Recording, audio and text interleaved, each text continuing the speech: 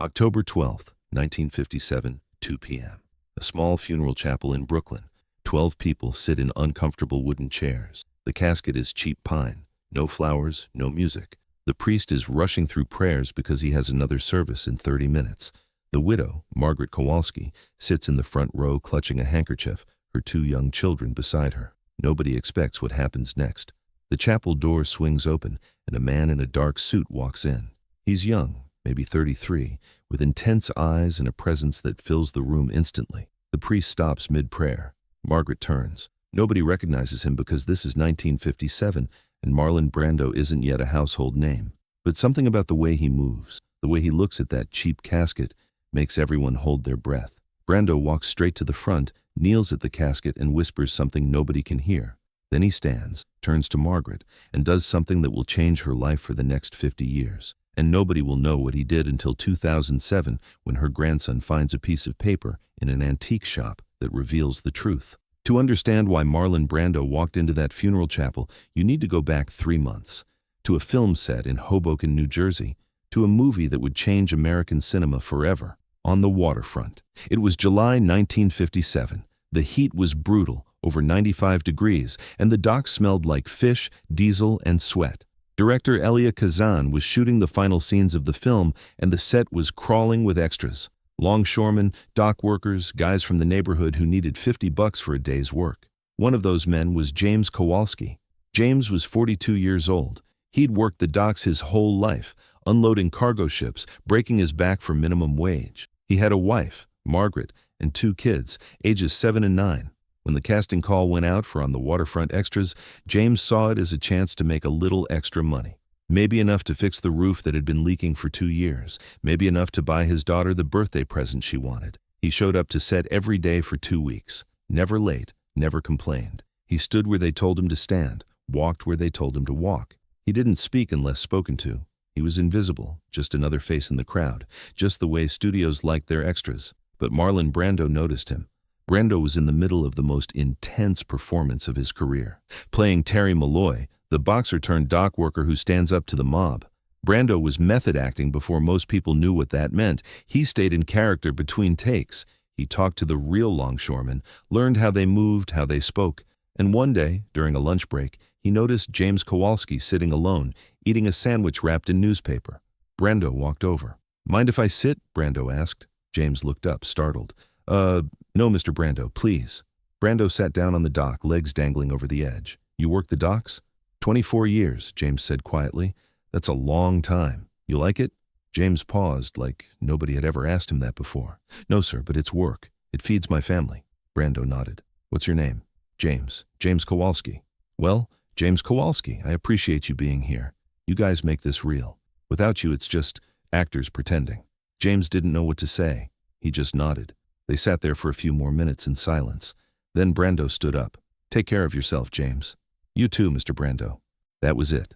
A 5-minute conversation. Nothing dramatic, nothing life-changing. Just 2 men talking on a dock. But Brando remembered it. He remembered the way James said, "It feeds my family," with a kind of quiet resignation. He remembered the exhaustion in James's eyes, the same exhaustion Brando had seen in his own father's eyes growing up in Omaha, Nebraska. 2 weeks later, filming wrapped. The extras were paid and sent home. Brando moved on to his next project. James went back to the docks. Life continued. Until September 28th, 1957, James Kowalski was unloading a cargo ship when he felt a sharp pain in his chest.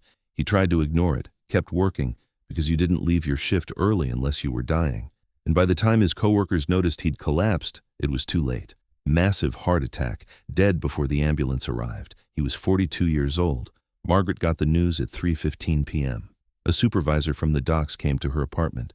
He was uncomfortable, kept his hat in his hands. "Mrs. Kowalski, there's been an accident. Your husband—" "I'm very sorry, ma'am. He's gone." Margaret didn't scream. She didn't cry. She just stood there, frozen. Her 7-year-old daughter, Anna, was in the next room. Her 9-year-old son, Thomas, was at school.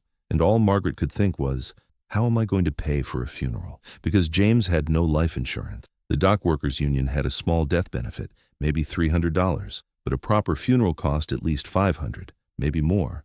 Margaret had $42 in her savings account. She called the cheapest funeral home she could find. They offered her a deal. Pine casket, no embalming, graveside service only. $420. Margaret took it. She borrowed $200 from her sister. She scraped together the rest by pawning her wedding ring. The funeral was scheduled for October 12th, Saturday afternoon, 2 p.m. Margaret sent word to everyone who knew James, his co-workers from the docks, a few neighbors, her sister. She didn't expect many people. James had been a quiet man, kept to himself, but she hoped at least a few people would come to say goodbye. October 12th arrived. Margaret dressed her children in their church clothes. Thomas wore a suit that was too small. Anna wore a dress that was too big. Margaret wore the only black dress she owned, the one she'd worn to her mother's funeral 3 years earlier. They arrived at the funeral home at 1:45 p.m. The chapel was small, maybe 20 chairs total. 12 people showed up. Margaret's sister, 3 guys from the docks, a neighbor. The rest were empty seats. The priest was a young man named Father Sullivan. He'd never met James. He read from a prepared script, generic condolences, the same words he said at every funeral. Margaret barely heard him. She was staring at the casket, thinking about how James had worked himself to death for $42 in a savings account. At exactly 2 p.m., Father Sullivan began the opening prayer. In the name of the Father, and of the Son, and of the door opened. Everyone turned. A man walked in. Tall, dark suit, white shirt, thin black tie. He moved with a kind of controlled intensity, like every step was deliberate. He didn't apologize for being late. He didn't look around to see if anyone recognized him. He just walked straight down the aisle toward the casket. Father Sullivan stopped praying. Margaret stared. The dock workers whispered to each other. The man reached the casket and stopped. He stood there for a moment, looking down at James through the closed lid. Then he knelt, and he whispered something. Nobody could hear what he said. Margaret leaned forward, straining to listen, but the words were too quiet, meant only for James. The man stayed there, kneeling for maybe 30 seconds. Then he stood, crossed himself, and turned around. That's when Margaret saw his face. She didn't recognize him immediately, but her sister did. She grabbed Margaret's arm and hissed, "That's Marlon Brando." Margaret's heart stopped. "What?" "From On the Waterfront. That's him. That's Marlon Brando." Brando walked toward Margaret. He stopped in front of her, looked her in the eyes, and said quietly, "Mrs. Kowalski?" Margaret nodded, unable to speak. "I worked with your husband on the film. I wanted to pay my respects. You came all the way here? For James?" "Yes, ma'am." Margaret's eyes filled with tears. "Thank you. That means everything." Brando reached into his jacket pocket and pulled out an envelope. Plain white, unsealed. He held it out to her. "What is this?" Margaret asked. "James's salary. The studio forgot to pay him for his last week of work. This is what they owed him." Margaret took the envelope with shaking hands. I don't understand. They already paid him." "They made a mistake," Brando said gently. "This is the correction." Margaret opened the envelope. Inside were 50 $100 bills, $5,000. She gasped. Her sister gasped. The dock workers in the back row stood up to see what was happening. "Mr. Brando, this is too much. James only worked 2 weeks. This can't be—" "It's exactly what he earned," Brando interrupted. "And Mrs. Kowalski, there's something else." He reached into his other pocket and pulled out a small piece of paper, folded once. He handed it to her. "This is for you. Don't read it now. Read it later, when you're alone." Margaret stared at the paper, then at Brando. "I don't know what to say." "You don't have to say anything. Just take care of your children. That's what James would want." Brando nodded to Father Sullivan. "Please continue." "I didn't mean to interrupt." He turned and walked toward the back of the chapel. But instead of leaving, he sat down in the last row, and he stayed for the entire service. Father Sullivan, visibly shaken, resumed the prayers, but nobody was listening anymore. Everyone was staring at the envelope in Margaret's lap. $5,000. In 1957, that was more money than most dock workers made in 2 years. The service ended. The casket was carried to the cemetery next door. Brando walked with the small procession, staying at the back, not drawing attention to himself. At the graveside, he stood silently as James was lowered into the ground. When it was over, he shook Margaret's hand one more time. "God bless you, Mrs. Kowalski." "God bless you, Mr. Brando." And then he was gone. He walked to a car parked on the street, got in, and drove away. The whole thing had taken less than an hour, and Marlon Brando never mentioned it to anyone. Margaret went home that night in a daze. She put her children to bed, then sat at the kitchen table with the envelope and the folded piece of paper. She opened the envelope first, counted the money twice to make sure it was real. 50 $100 bills, $5,000. Then she opened the note. It was written in pen, in neat handwriting. Just one sentence. "Everyone deserves to be remembered." No signature. But Margaret knew who wrote it. She sat there for a long time, holding that piece of paper, crying. Not because James was gone. She'd already cried those tears. She cried because a man she barely knew, a famous actor who could have been anywhere in the world, had come to a funeral in Brooklyn to honor her husband, a man nobody else would remember. Margaret used the money exactly the way James would have wanted. She paid off their debts. She fixed the roof. She put the rest into a savings account for her children's education. Anna went to college and became a teacher. Thomas went to trade school and became an electrician. They both had good lives, stable lives, the kind of lives James had worked himself to death trying to provide. But Margaret never told anyone about the money. When people asked how she managed after James died, she said, "We got by. We always do." When her sister asked about the envelope, Margaret said, "It was a gift, a private thing. I don't want to talk about it." She kept Brando's note in a small wooden box in her bedroom. She never showed it to anyone. It was hers, something sacred between her and a stranger who'd shown her kindness when she needed it most. Years passed, decades. Margaret grew old. Anna and Thomas had children of their own. Margaret became a grandmother, then a great-grandmother. She watched Marlon Brando's career from a distance. The Godfather, Apocalypse Now. The Oscars he refused. The controversies, the reclusiveness. She never reached out to him, never tried to thank him again. She felt like that moment in the chapel was complete, perfect as it was. Adding anything more would diminish it. In 2004, Marlon Brando died. Margaret was 89 years old, living in a nursing home. When she heard the news, she asked her daughter Anna to bring her the wooden box from her old apartment. Anna brought it, confused. "What's in here, Mom?" "Something I should have shown you a long time ago." Margaret opened the box and pulled out the note. She handed it to Anna. Anna read it. "Everyone deserves to be remembered." "Who wrote this?" "Marlon Brando." Anna stared at her mother. "What?" "He came to your father's funeral. He gave me money so you and Thomas could have a future. And he gave me this note. I kept it all these years because I wanted to remember that kindness exists, even in Hollywood." Anna started crying. "Mom, why didn't you ever tell us?" "Because it wasn't about the money. It was about what he did. He saw your father, a man nobody else saw, and he made sure I knew that James mattered."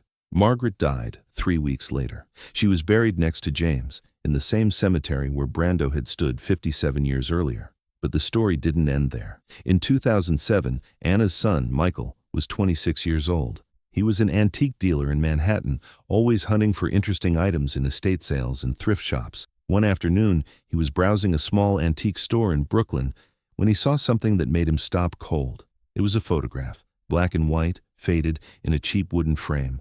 The photo showed a funeral scene, a woman in a black dress, 2 small children beside her, and in the background, barely visible, a man in a dark suit. Michael picked up the frame.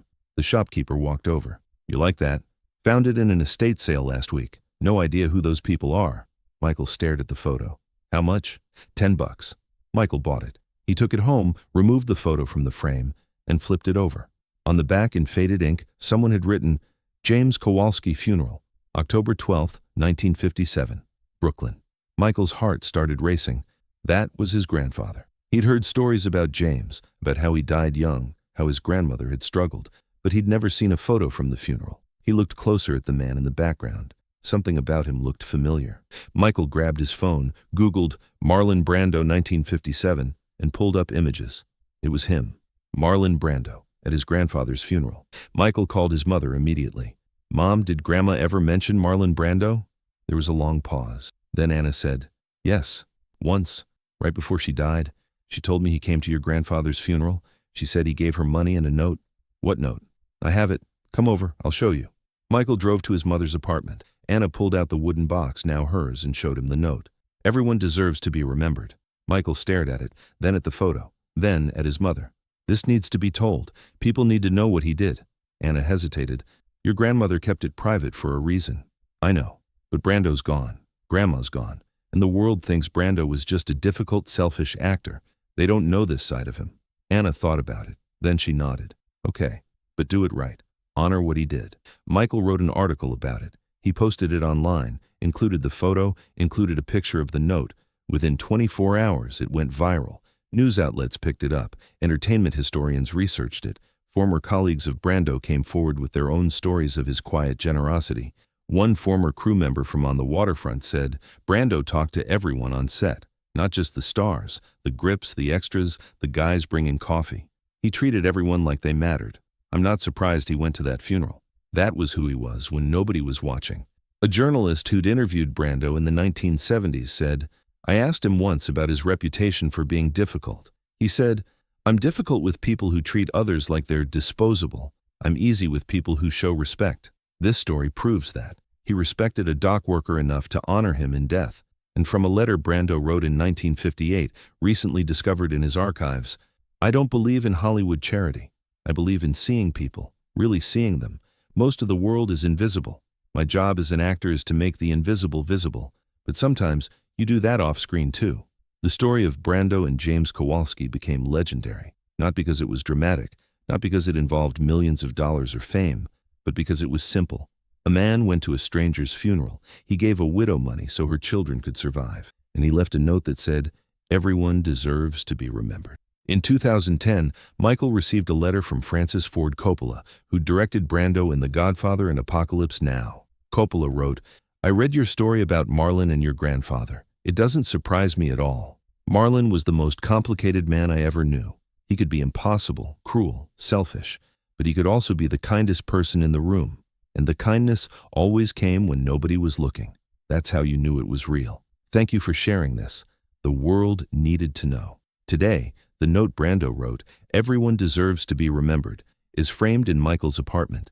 Next to it is the photo from the funeral, the one showing Brando in the background, a ghost at a stranger's goodbye. And every year, on October 12th, Michael visits his grandparents' graves. He brings flowers, and he brings a copy of the note.